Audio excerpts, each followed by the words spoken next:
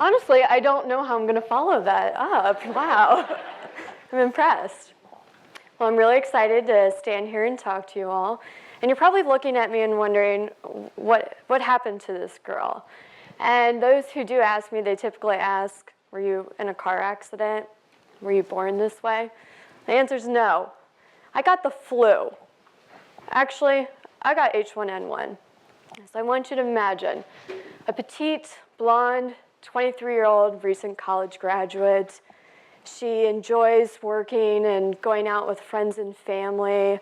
She runs around town in 4-inch high heels, paints her fingernails hot pink. You know, she's a little like Cameron Diaz, and she's sporty, but she's a little edgy like Angelina Jolie. So she causes a little trouble around the town. That girl was me. But then I got H1N1 and quickly developed septic shock. My kidneys completely failed me. Other organs began to fail too. And within 24 hours, I went into emergency surgery, and my parents were called in to say their goodbyes. Now, I'm sorry. The doctors were able to save my life, but unfortunately, they were unable to save my fingers and toes from dying. Now, most 23-year-olds, they're not very deep or forward-thinking.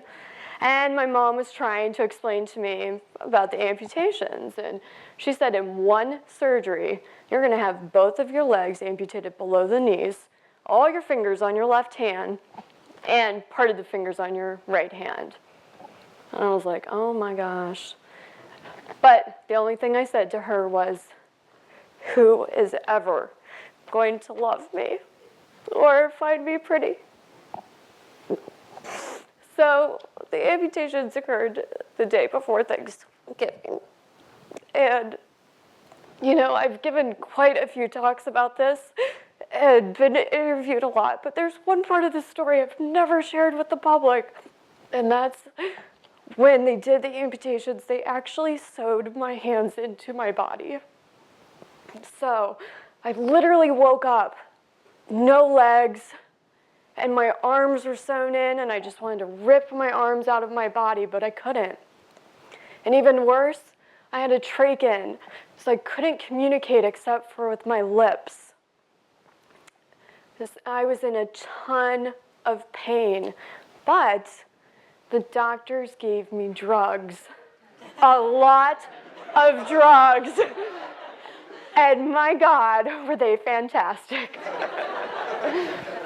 Now, you're probably wondering, how long was she like this?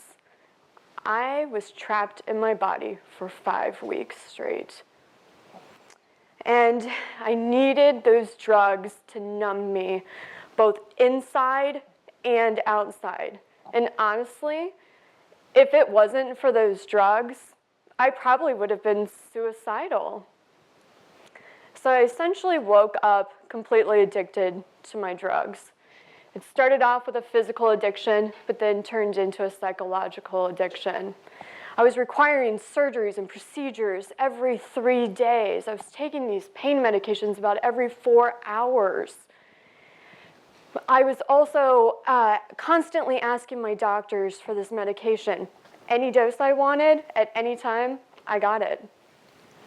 Because my hands were sewn in and I could only communicate with my lips, these drugs were the only thing I could control for the next 5 months of my life.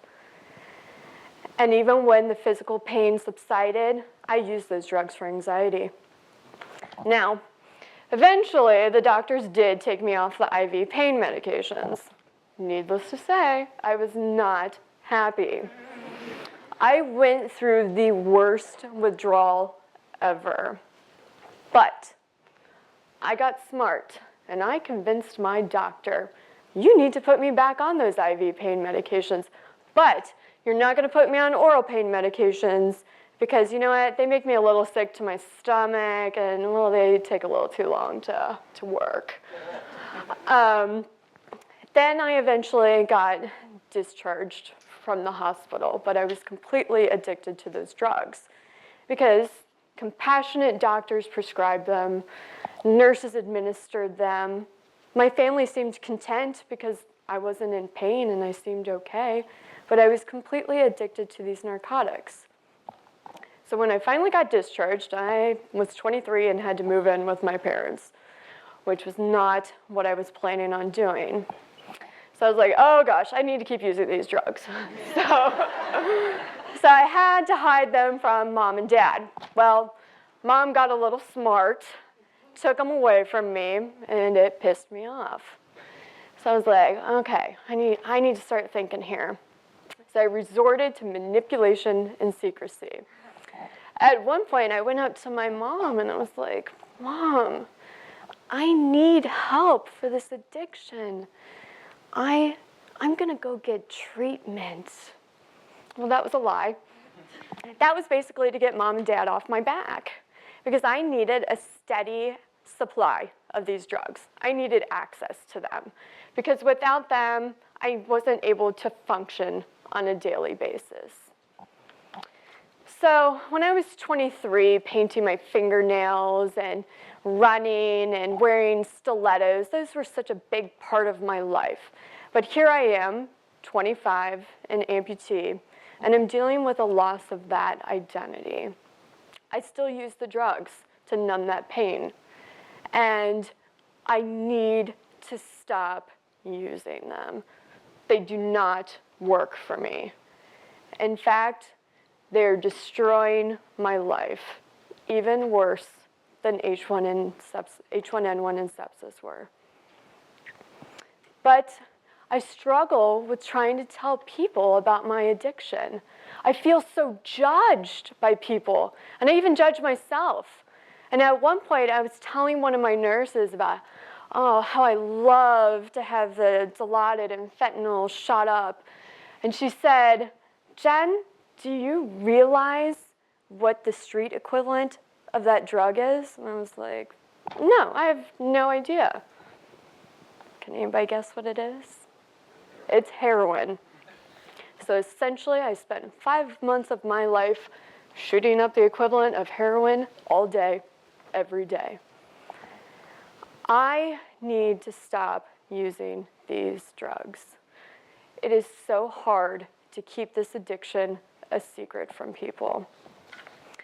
And the problem is I don't know how to get the help that I need. You know, I keep about 3 or 4 bottles of Dilaudid and Oxycontins and all of those wonderful drugs in my bathroom. And I know I can take them at any point, especially when I'm struggling dealing with this body, because I know when I'm on these drugs, I'm numb. I'm not going to freak out. But like I said, these drugs are completely destroying my life. It's so hard to keep it a secret, and it interferes with relationships, my schoolwork, and my future. So I was getting a little brave this morning, and I have decided that I am going to stop. And I actually took all 3 of those bottles, dumped out the pills, and flushed them down the toilet.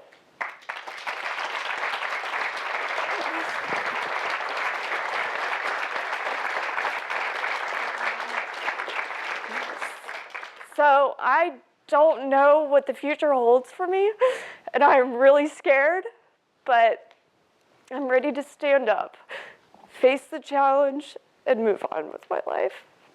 Thank you.